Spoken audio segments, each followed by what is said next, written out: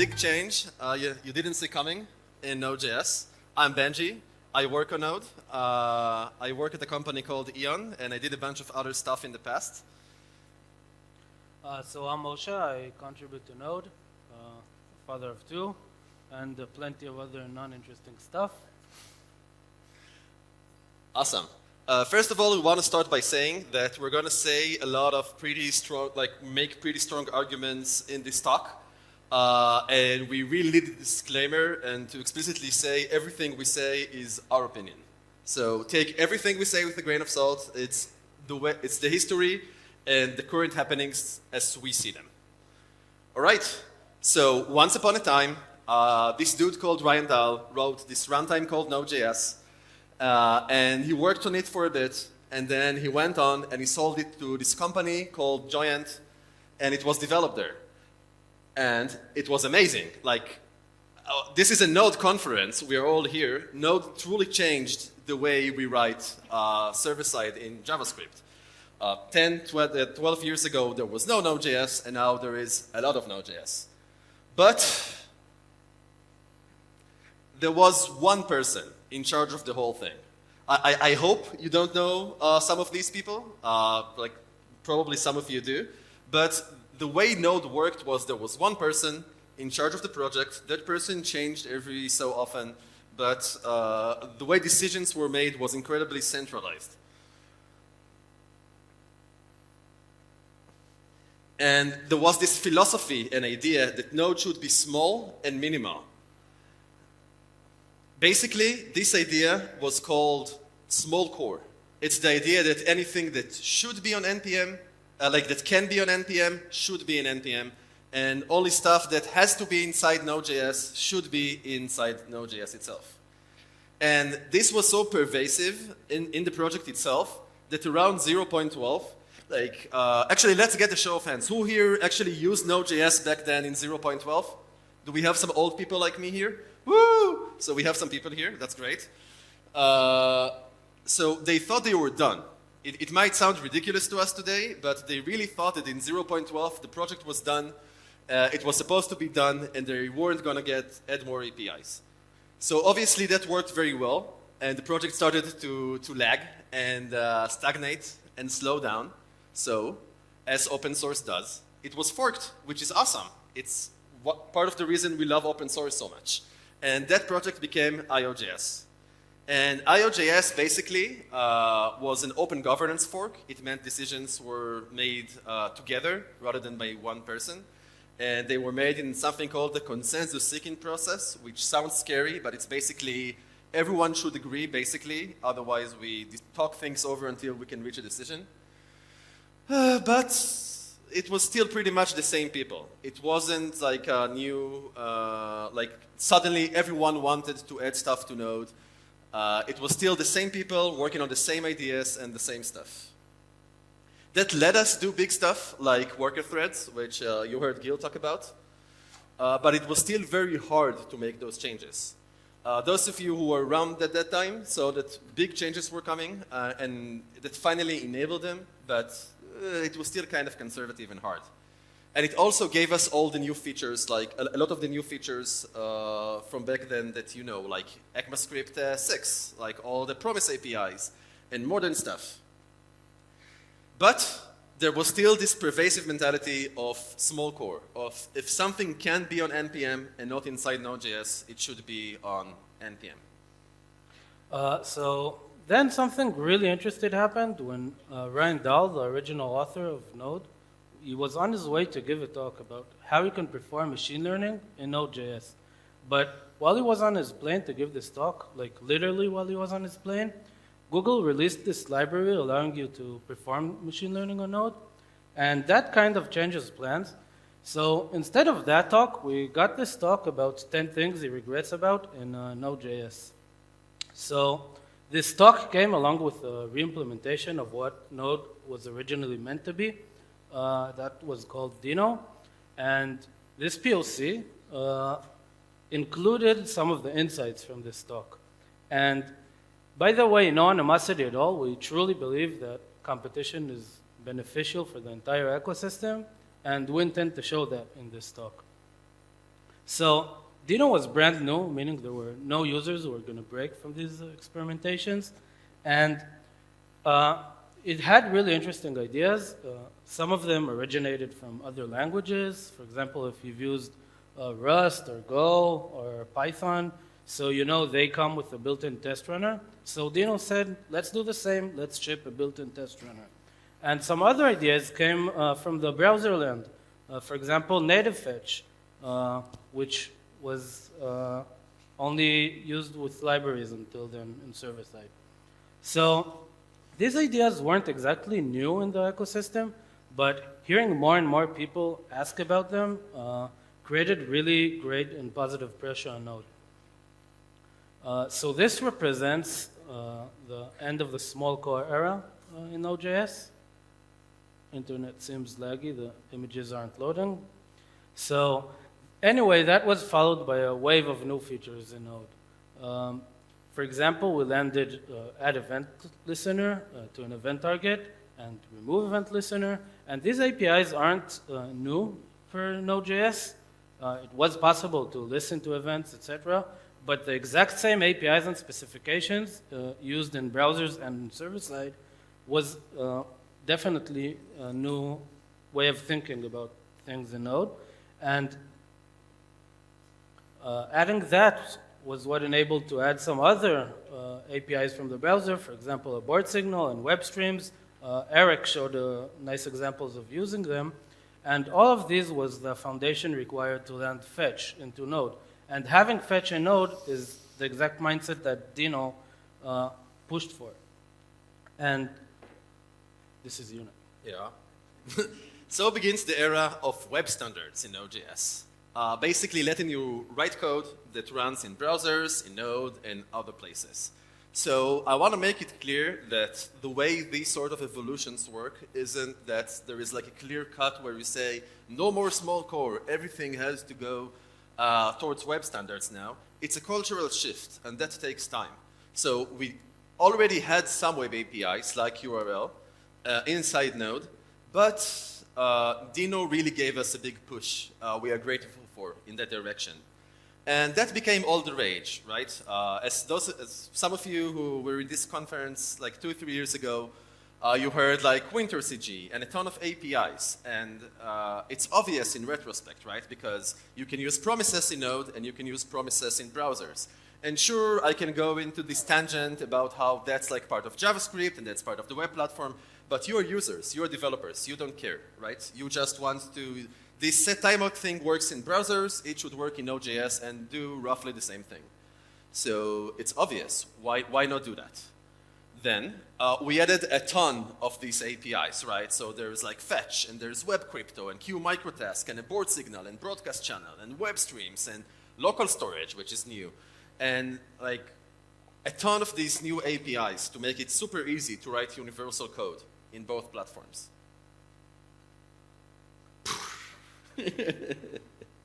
And those features generally encouraged compatibility in favor of other stuff, right? Basically, if an API made sense for browsers, even if it wasn't perfect for server-side JavaScript, we would still adopt it. So like fetch, for example, it's a great API for browsers for various reasons. Some of the stuff there doesn't make sense in Node, like the way cookies work or like the way headers work, but we still adopted it because we favor compatibility. And we are hopeful that like it's a lot easier to write universal or isomorphic or whatever we call it now code today. So at the time, there were still issues in Node. People mainly believed that the focus could even further shift towards what developers expect. And at that time, a lot of people came, a lot of people left. You know, it's open source, so people don't get paid for it. And this change of people led to a shift in the mindset of what people believed in. And these theoretical ideas of small core or postmortem analysis, all these ideas from the way beginning of Node, they become much less popular. Instead, we heard much more about whether Node could be much more robust, if it could support more web standards, and could it focus more on developer experience. And obviously, this process was very gradual. It didn't happen in one day, right? So then Jared was on his way to give a talk about a machine learning library in JS Conf. I'm kidding, of course. Ban came along with Jared with performance and like developer experience focus. And Ban had a lot of great ideas about like a developer experience focus. And again, like that's good. Now, as Nitzan showed, like obviously their benchmarks lie, but if we're being honest, everyone's benchmarks lie. Like benchmarks by design measure something very specific in a very specific use case that doesn't represent your app necessarily. And competition is good, right? Having someone push for this like developer-centric focus is great. It truly helps us. And that gave people like Moshe and myself and others in the project a lot of tailwind to shift the focus back from web compatibility towards developer-centric APIs and making stuff better for developers like us. And basically, the focus shifted pretty drastically from compatibility. I'll just do, yeah, now the picture works, to developers. Now, web standards are still important to Node. We still consider them like developer experience too, being able to write universal code. So just to make that clear.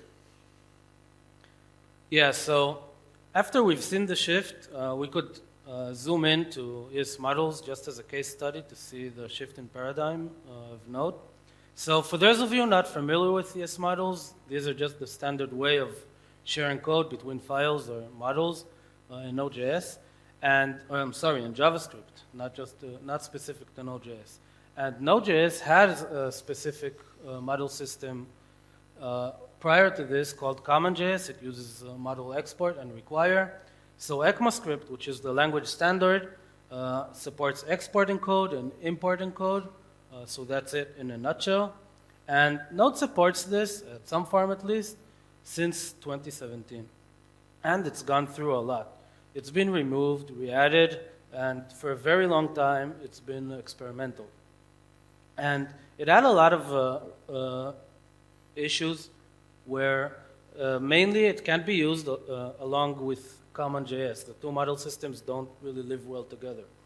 And this led to a very big fragmentation in the ecosystem where you can see a lot of NPM packages or build tools that either support CommonJS or either authored in CommonJS or the vice versa, they're authored in ESM. And it's really not trivial to this day to author code that supports both model systems. So to add on top of that, if you want to change the default model system you use from CommonJS to ESM, so you need to specify that either in a changing your file extension or in a special field in the package JSON, right? It won't work out of the box. So all these issues caused the ecosystem to really migrate slowly, much slower than we anticipated.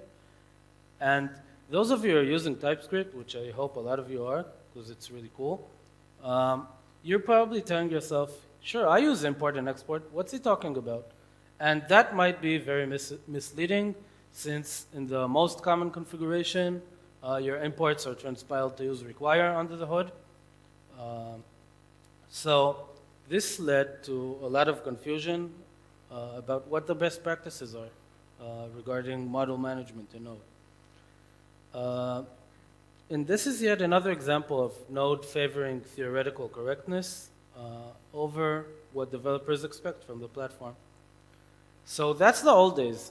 Now we're in the new days, right? So there's this new feature not very long ago called auto detection, where you don't need to specify what model system you're going to use anymore. You could simply pass Node a JavaScript file, regardless of its extension, regardless of of the package JSON field. Node's simply going to detect whether you use require or import. And by the way, this is implemented by simply catching the error of Node not being able to compile your code. And if we fail to compile your code, we simply catch that error and recompile it. And this feature was so successful that shortly after came something even cooler. Now stuff just works. You could combine both model systems, and you could now require ESM code. You could combine require and import. So this is just a small example to demonstrate. There's a function exported. I could import it. I can require it. There's this special flag that allows it since it's experimental. And you simply don't need to worry about it anymore. And this is great. And why is it so great? It really demonstrates the shift in the mindset and the journey that we're trying to show. From the early days that Node started out really focused on theoretical ideas and being minimal, to the days that we're at, where we're much more focused on what developers expect. So ends the era of web compatibility in Node.js and begins the era of developer experience. You. This is the big change. It had to be an evolution and not a revolution. Look at all the cool new stuff we got. So Node comes with a built-in test runner. I hope a lot of you write tests for your code. And for those of you who do, this syntax should be familiar, since Node tries to provide great developer experience, so we don't try to reinvent the wheel. And this shouldn't be a drop-in replacement, but if you start a new project, so go ahead and check it out. One of the things we learned over time is that not everyone uses NPM, and even people who use NPM don't necessarily use all the features or the same version. Task running has been delegated to NPM, which is very feature-rich and a great tool, but is kind of slow because all the features and richness they added. So Node comes with a built-in task runner now, which works in Node itself. You do node-run and run a script from your package JSON, and it's super fast. It takes around 20 milliseconds to launch the process. It doesn't even spin up JavaScript runtime. It's really cool. Check it out. Glow pattern support. This is one of the requests we probably hear from the early days of Node already. And for those of you who don't know, Globe are these magic patterns with wildcards. You could scan your file system and collect all files that match the pattern. And if you think about it, so this is something that existed in Node for a very long time.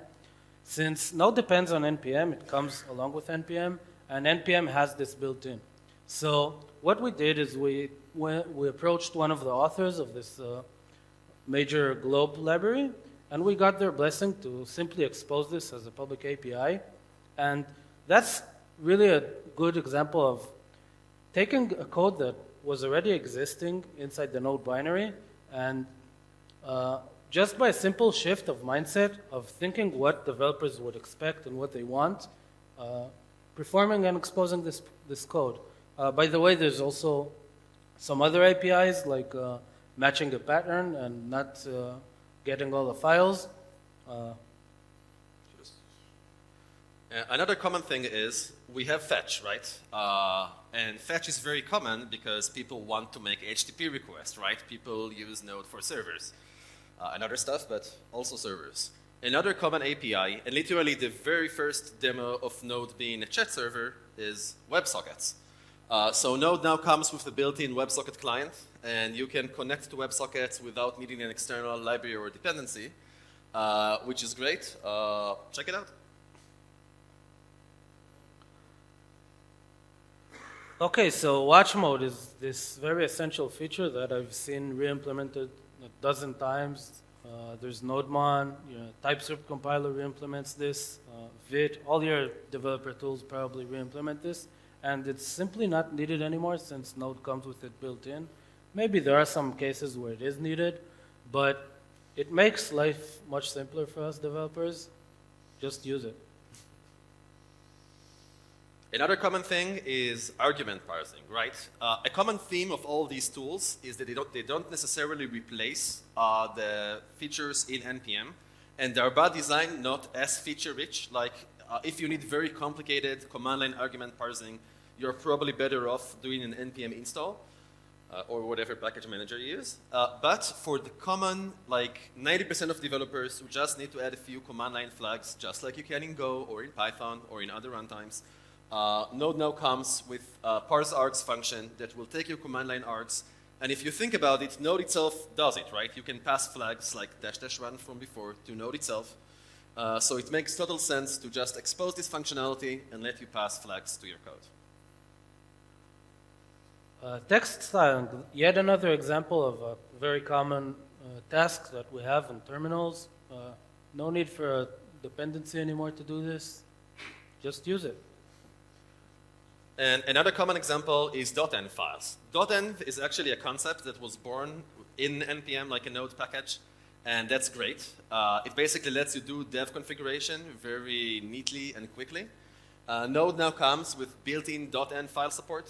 You can do --n file and just pass it a .env file. Again, it's not as feature-rich as the userland alternative, but for most of you, for most cases, that's great. Check it out. It can save you time. So performance improvements. Nitzan gave a great talk about this. But as Nitzan showed, since streams are everywhere and there are very low-level places in Node that very small improvements of them can affect us very broadly. So in this example, there's just a utilization of a method called bitmaps, where we reduce the memory consumption of streams. That also obviously reduces the time it takes to create a stream. And if you think of it, streams are everywhere, right? You read a file, that's a stream. You request an HTTP request to the stream. An HTTP server uses streams. So since these small improvements add up to a lot of improvements that are very all abroad Node, it really affects us all over. And there is a ton of such other improvements, like the new URL parser, parsing stuff in parallel, that's like single instruction, multiple data. There is a ton of V8 improvements. There is an effort to revolutionize the whole way Node itself does the whole event loop thing with non-blocking I/O in Linux, which is, I guess, most of our servers. Tons of FS improvements, and really, it's a huge list. So there's this neat feature where you can pre-compile your JavaScript code, whether you know it or not. So Node takes your JavaScript code and compiles it to low-level code. It uses V8 for that, obviously. And there are some use cases where it's really useful to pre-compile this before you upload it to production. Serverless environments or Lambda are just one example. And as you see in the numbers, this would cut almost half of the time, at least for this example, of starting your code. Awesome. And there is really a very big list that we don't have time to show it. We literally went to all the UIs that generate change lists to show all the related changes. And because Node is such a large project on GitHub, it basically crashed and like just showed a too many changes message.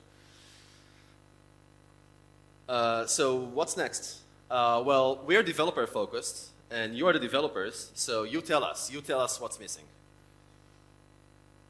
Me? Okay. So what do you think about adding?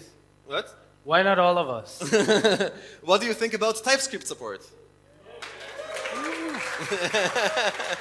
And what do you think about hot model replacement? Right, front-end developers, they enjoy this for years. Why shouldn't we? What about supporting the service worker API, letting you do caching on like the front end and the back end the same way? What about a WebSocket server? We showed an implementation for a WebSocket client. What about bundling SQLite or IndexedDB to let you do configuration easily? Amazing things are coming. A big change is happening. Every year, there's more of us Israeli collaborators. So we really urge you. Contributing to Node isn't as hard as you might think, so come join us. If you want. Thank you.